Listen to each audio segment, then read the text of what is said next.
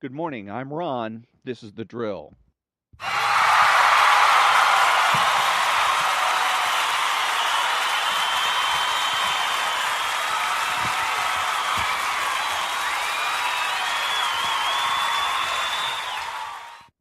Good morning. This is Ron, the only true conservative in the United States of America, your host, and I'm the only true conservative because I'm the only one that makes the presumption for the status quo. Speaking to all you butchers, bakers, and candlestick makers out there, you'll notice that the name of the show has changed officially as of today. It is no longer Story Time, it is now The Drill.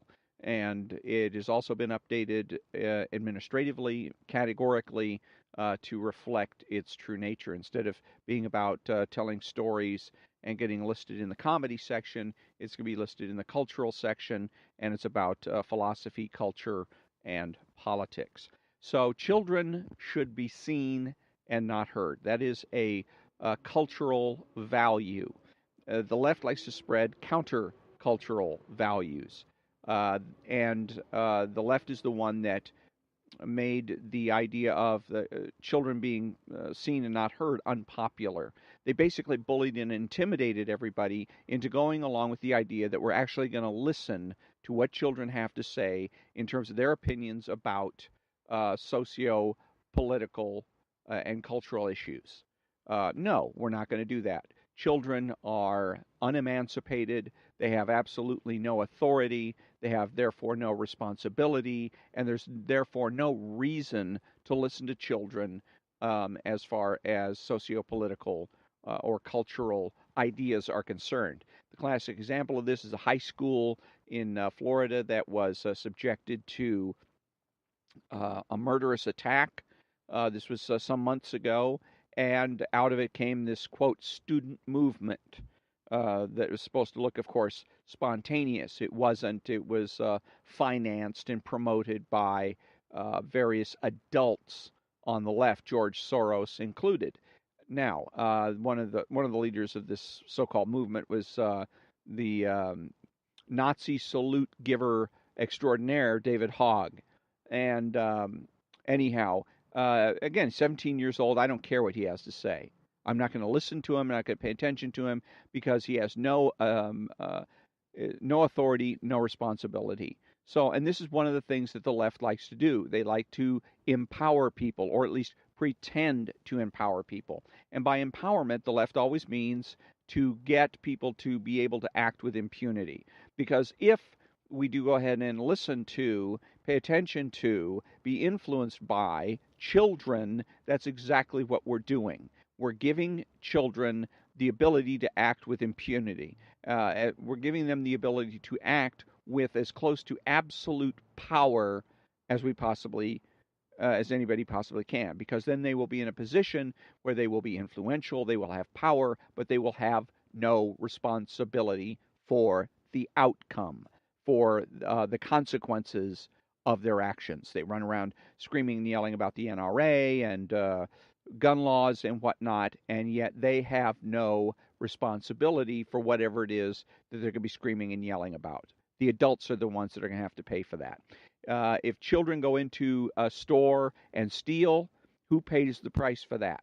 The parents. The item can't be returned, the parents have to pay for it. If a child goes and commits vandalism, who pays for that? The parents pay for that. Okay, and that's why the children get punished, because it's unjust for somebody else to have to pay for the mistakes of another. But since they're children, they have no authority, they can't sign contracts, etc. the parents need have to have the absolute authority over them, because the parents are the ones that have absolute responsibility. So, same thing here, that responsibility and authority are commensurate, although the left likes to, again, pretend that they can separate the two, so they can have somebody can accept or execute authority, and somebody else accepts responsibility for that, for the actions of the other person. It's not possible. It cannot be done. But again, they like to pretend to do this. It's good for recruiting. You get a lot of gullible people that think, "Oh wow, if I join the Democrats, I'm going to be empowered. I'm going to be able to do whatever the hell I want and get away with it without having to suffer any consequences." Not so. And again, that's been a cultural value in this country for decades. Children are to be seen and not heard. As soon as they turn 18 and they want to come out and say, express their opinions about whatever it is, that's fine. Then I'm prepared to listen to them because now they've been emancipated and they are in a position to accept the responsibility and appreciate the consequences of their actions. So when we come back, I don't know what I'm going to do. We'll see.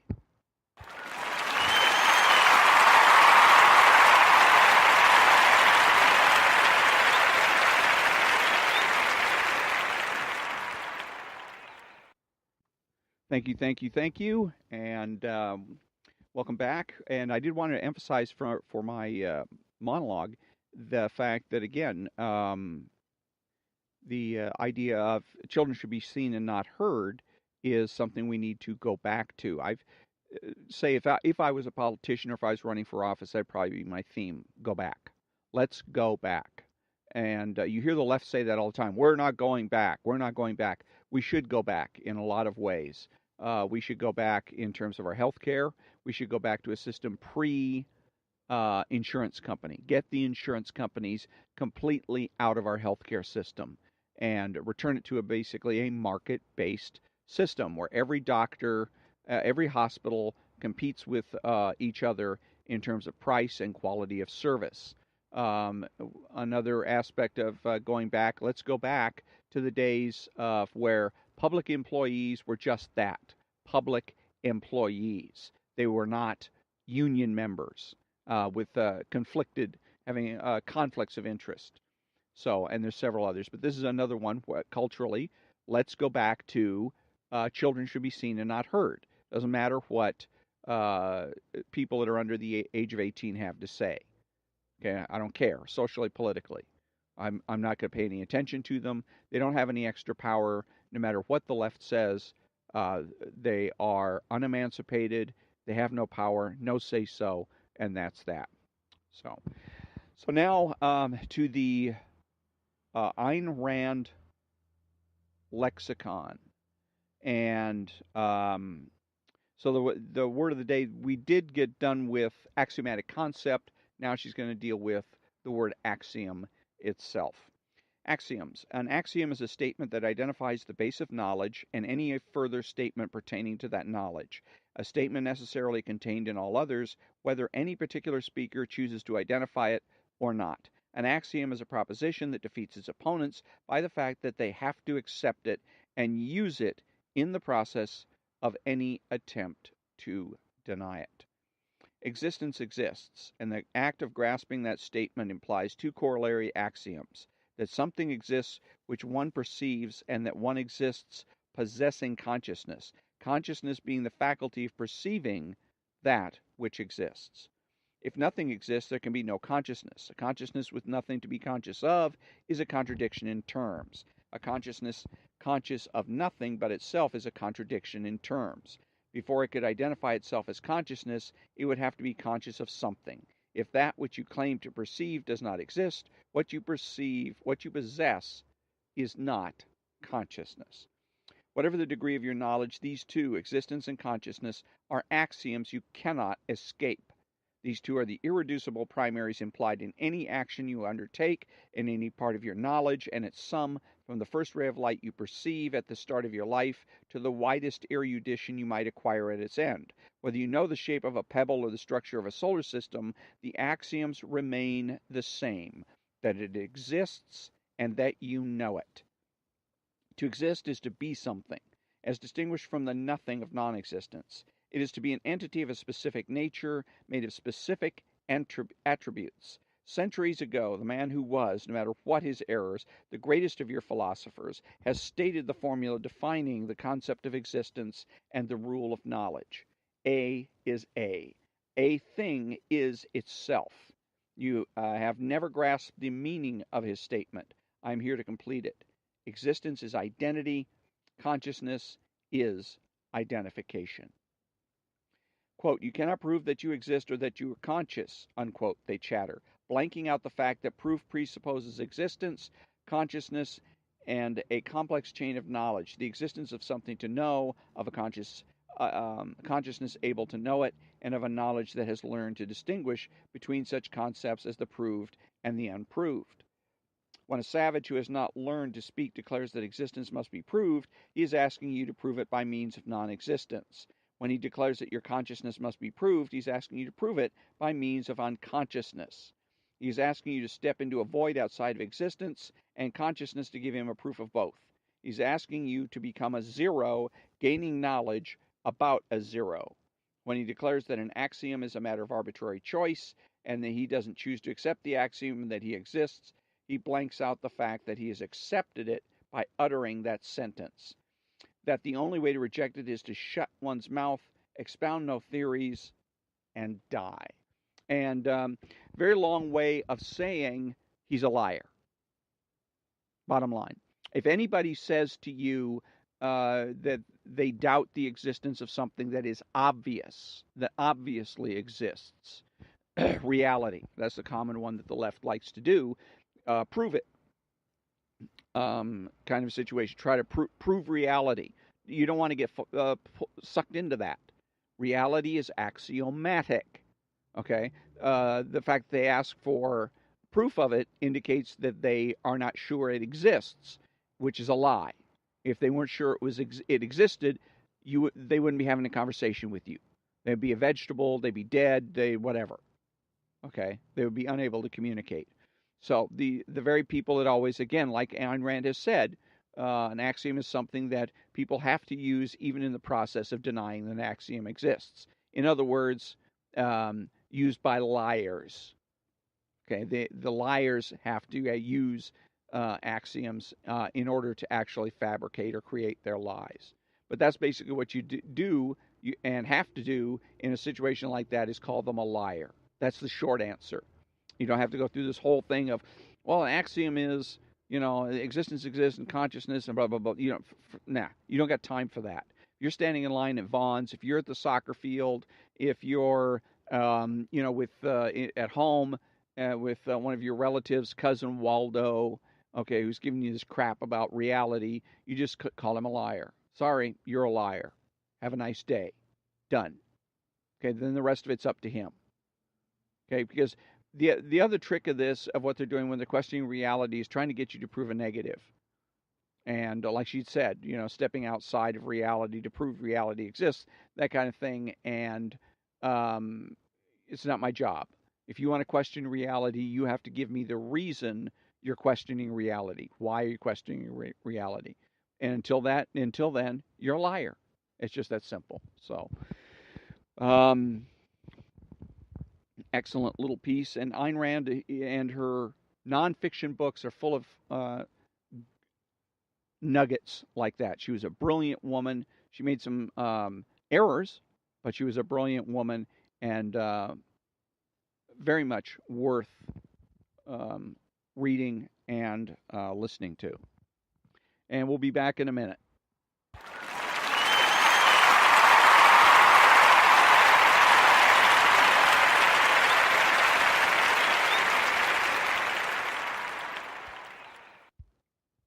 Thank you very much. And so I'm going to go ahead and go to the Black Book of the American Left. And where we were was he has a chapter about the death of a lady named Betty that he had hired or had somebody else hire within the Black Panthers. David Horowitz is a former lefty who is now a conservative, and he's written extensive memoirs about his time in the left called The Black Book of the American Left.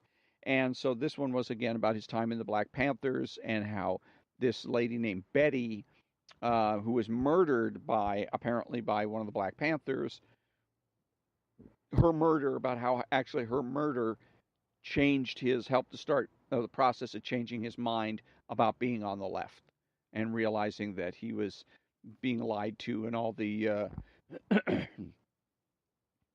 machinations and whatnot going on in the Panther Party and in the left itself, because the left, as a considered as a group or a political force, were all full of all of people that were backing the Panthers and wouldn't even consider the possibility that they were lying about anything. And so, anyways, it kind of disillusioned him. But anyway, the rest of the chapter goes on and on about all the details about that. And so I'm going to skip that and go to chapter 6, and it's called Treason of the Heart. In 1965, when I was 26 and living in London, when The Free World Colossus, a book I had written holding the United States responsible for the Cold War, was published. About that time, I received a phone call from a man with a thick Russian accent who said he was with the Novosti press agency and wanted to have lunch. I remember clearly that his first name was Lev because I immediately associated with Trotsky. Later on, after the experience was over, I learned that Lev was the third man in the Soviet embassy, a post usually reserved for officers of the KGB. Lev wore the badly tailored black suits favored by Soviet officials and was a man of medium height with thin white hair and a pasty Slavic complexion. In the course of our relationship, he insisted always on calling me from a payphone, a precaution I accepted as natural. This was not because I presumed from the outset that he was a spy, but because it was normal in the left to assume that phones were tapped and that sensitive political matters should be discussed in person. The fact that Lev was a Soviet official merely made the discretion seem particularly prudent. Our meetings took place in London's more expensive restaurants, like Prunier's, where I first sampled coquille's Saint-Jacques and other elegant cuisines courtesy of the Soviet Union. My reaction to this treatment was a mixture of enjoyment — I could not myself afford such extravagances — and guilt. In my private thoughts, I deplored the way the Soviet government was ready to squander wealth that properly belonged to Soviet workers on such luxuries. But it seemed rude to bring up such matters to my host, nor did I want to lose an opportunity to present my views to an influential Soviet official. My host routinely ordered a bottle of wine, which I did not hold well, so that by the middle of the meal I was always a little tipsy.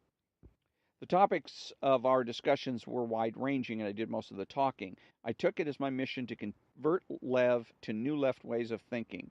I advised him that it was important to publish Trotsky's writings in the Soviet Union and tried to persuade him that it was counterproductive to incarcerate dissidents in psychiatric institutions, the current Soviet practice. Repressive methods may have been necessary, I suggested, during the period of primitive accumulation when the Soviet Union was catching up with industrial powers, but now that Russia was a superpower, the controls could be relaxed. The focus of our discussions often shifted to the subject of Bertrand Russell, for whom I was working at that time, and his secretary, Ralph Schoenman. And I want to interject here. Bertrand Russell is, or was, at least among other things, a noted philosopher, and is still to this day a noted philosopher, and written fairly extensively on philosophical issues. Lev wanted to know the answer to the question on everyone's mind: how influential was Schoenman in shaping the philosopher's political stance? Russell had made some public statements the Russians didn't like. Did they reflect his views or Ralph's?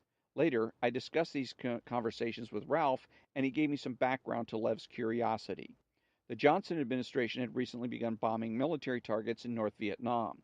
At Ralph's promoting, Russell issued a public appeal to Moscow to supply MiGs to the North Vietnamese so they could shoot down the American planes. The Soviet consul general had summoned Ralph to a meeting. After explaining to him that sending Russian planes would mean war with the United States, the consul warned, "Mr. Schoenman, people who advocate World War III are either crazy or working for the CIA, and they get into trouble." Unquote. When Lev was not asking me questions about Russell and Schoenman, I lectured him on how the Soviet future could be reshaped. He didn't try to discourage me from the belief that I was making an impression. At the end of the second or third session, he gave me a Parker fountain pen. It was still in the store box and wasn't wrapped like a present. I didn't know how to refuse it without insulting him. The next time we had lunch, it was raining, and I was wearing my trench coat. As we walked into the street at the end of the meal, he stuffed a thick white envelope into my left pocket. I knew instinctively what it was, but was so frightened that I didn't dare remove it until I reached home. Without taking off my coat, I went into the bedroom and closed the door. Laying the envelope out on the bed, inside there were 150 $1 bills. I was not so much surprised as dumbfounded. How could these people be so stupid in their own interest and so reckless with mine? The Free World Colossus was the first left-wing history of the Cold War that could not be tainted as the work of a Soviet apologist. It had taken me years to develop this perspective, which promised to be far more effective in persuading readers that America was responsible for the Cold War and far more valuable to the Soviets if they wanted to look at it that way than any information I might be able to obtain as an intelligence asset. Yet they thought nothing of putting my work in jeopardy by attempting to recruit me as an agent. The thought enraged me. I returned the envelope at our next meeting and told him never to give me another. He was disappointed but not discouraged, especially since I agreed to go on with our lunches. But a few sessions later it became apparent that my rejection of money had prompted a more drastic test. When we left the restaurant, he brought up my job as an instructor in a University of Maryland course at the American Army base outside of London, and asked me if I would be willing to obtain information about NATO for him. We were standing in the middle of the street, but I screamed at him, "You're crazy. I'm not going to spy for you or anyone else. Get the F away from me and don't ever contact me again," unquote. I walked away and never saw him again. I was not the only radical courted by Lev. I had seen him with a Marxist economics tutor at the London School of Economics. I had discussed him in a veiled manner with the editor of the left-wing magazine Views, who had also been having lunches with him. Members of the New Left Review crowd knew him, as did activists I recognized from the Labour Party left.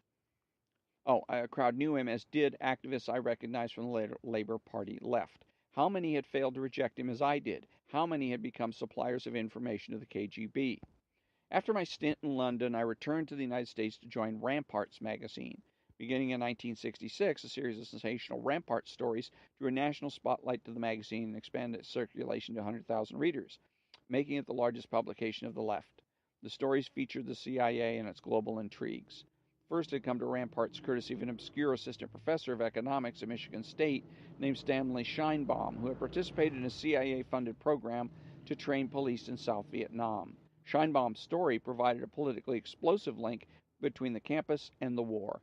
When a student came to Ramparts with information that the CIA was funneling secret funds to the National Student Association, a further connection was established.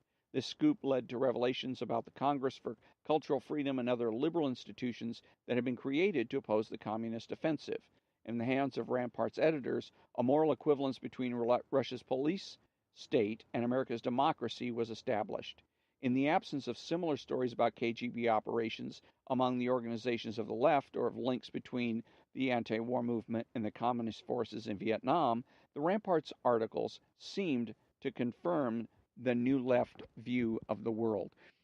And so I'm going to go ahead and let this chapter go right at this particular point, but I thought it was particularly interesting in that it brings up, for those of you that remember the Cold War, memories of the Cold War and what it was like. For those of you that are too young to know what the Cold War, it gives you a little bit of a taste of what was going on, spying on each other, the CIA, the KGB, and I remember being, when I was in the military, and the constant fear of the military that members of the military might end up becoming spies for the KGB. Many military people did do that during the Vietnam War and at other times.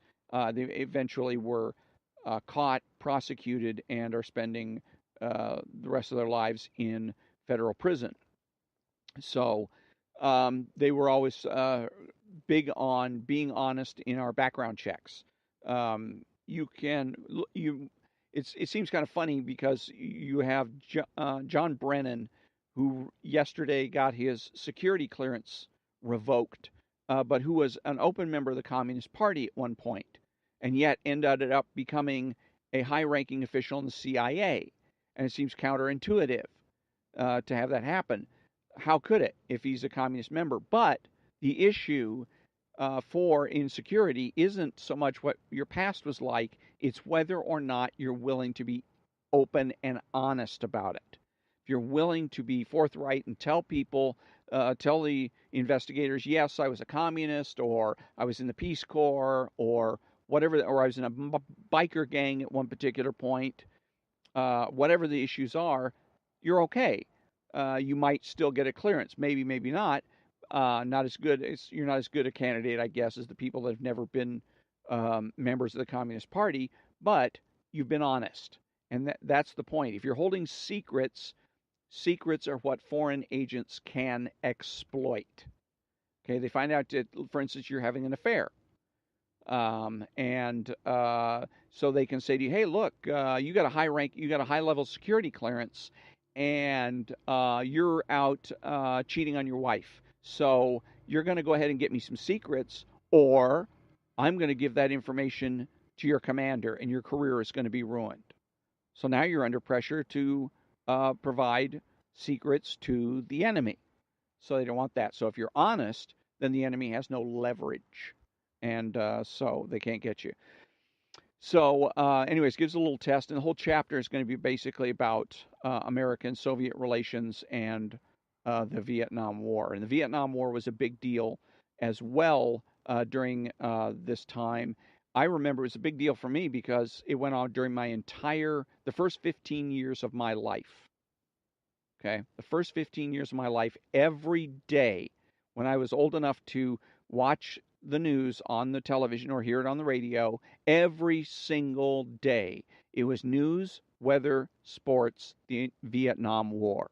15 years about what was going on in the Vietnam War, the body counts, various offensives, and et cetera, and just everything and anything that had to do with the Vietnam War. And when the Vietnam War came to an end in 1975, I was stunned. I was absolutely stunned and shocked because I assumed that the Vietnam War would never end. I just assumed that because it was there every single day for the first 15 years of my life. It didn't occur to me that it would ever go away. I assumed it would be a permanent part of my life, like news, weather, and sports. So, and at this point, we come to the conclusion of another episode of The Drill. And again, that's the new name of the broadcast. It was called the Story Time, but now it is going to be The Drill. So, welcome, and thank you for listening. And until next time, have a great day.